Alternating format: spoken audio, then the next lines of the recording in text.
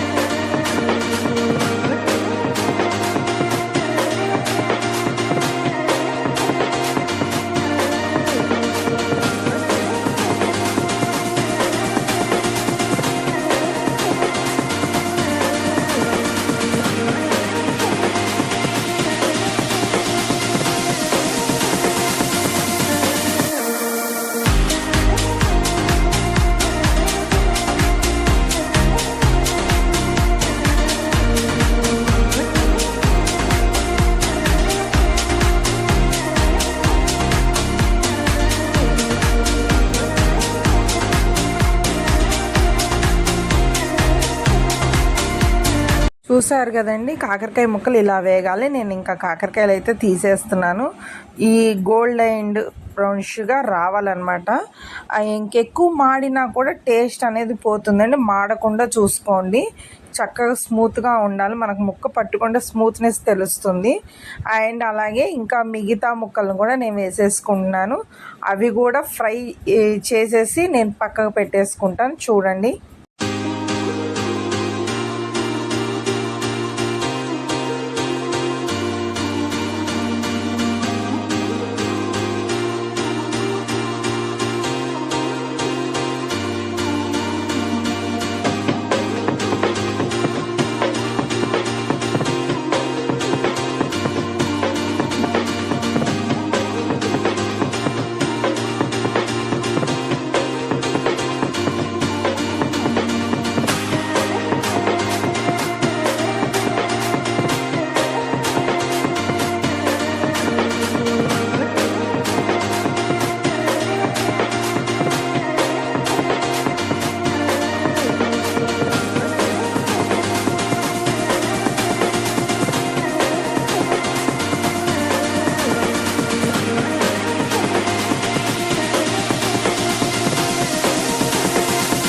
నేను ముక్కలన్నీ వేయించేసుకుని ఇలా ప్లేట్లో పెట్టేసేసుకున్నానండి. కొంచెం ఇవి చల్లారితే ఇంకా బాగుంటుంది. ఇప్పుడు కారం రెడీ చేసుకుందాం, వచ్చేసేయండి. ముందుగా ఒక జార్ తీసేసుకుందాం. ఈ జార్లోకి మనం ఏవైతే కట్ చేసి ఉల్లిపాయలు పెట్టుకున్నామో ఆ ఉల్లిపాయలు మొత్తం వేసేసుకోవాలండి. ఆ ఉల్లిపాయలు వేసిన తర్వాత మనం దీంట్లో కావాల్సిన మిశ్రమాన్ని కూడా యాడ్ చేస్తున్నాను చూడండి. దీన్నే మా సైడు కాకరకాయ ఉల్లి కారం అంటారు. గుంటూరు డిస్టిక్లో ఇది చాలా బాగా ఫేమ్ అనమాట.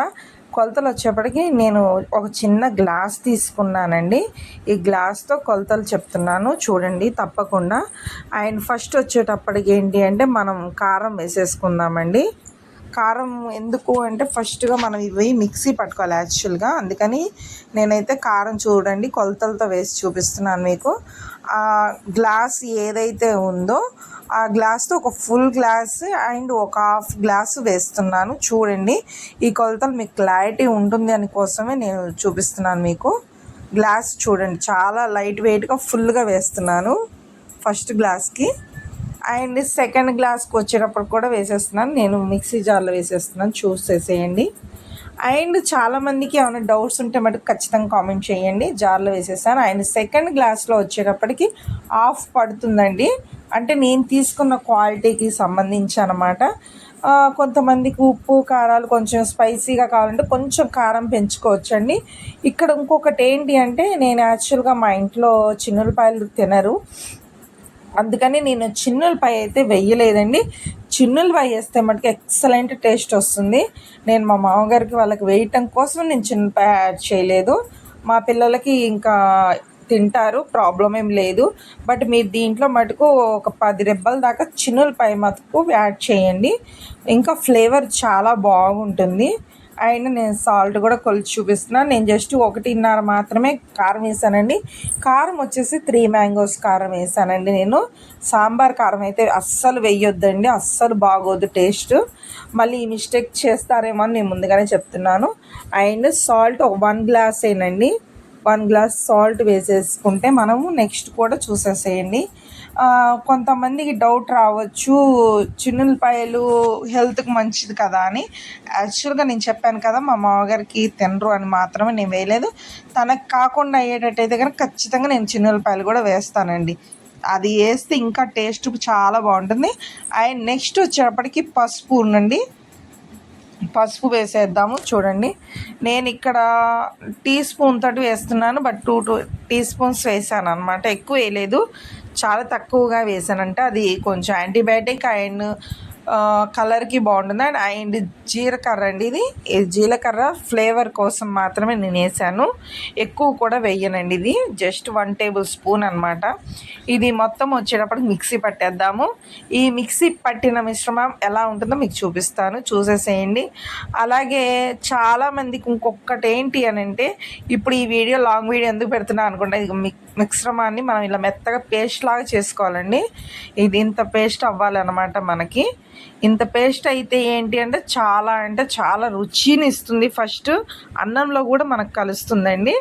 ఇంకా వచ్చేటప్పుడు మనం ఏవైతే డీప్ ఫ్రై చేసిన కాకరకాయ ముక్కల ఆయిల్ ఉందో ఆ ఆయిల్లోనే మనం కొంచెం హీట్ చేసేసుకొని మళ్ళీ ఈ మనం చేసిన పేస్ట్ మొత్తాన్ని దాంట్లో ట్రాన్స్ఫర్ చేసుకున్న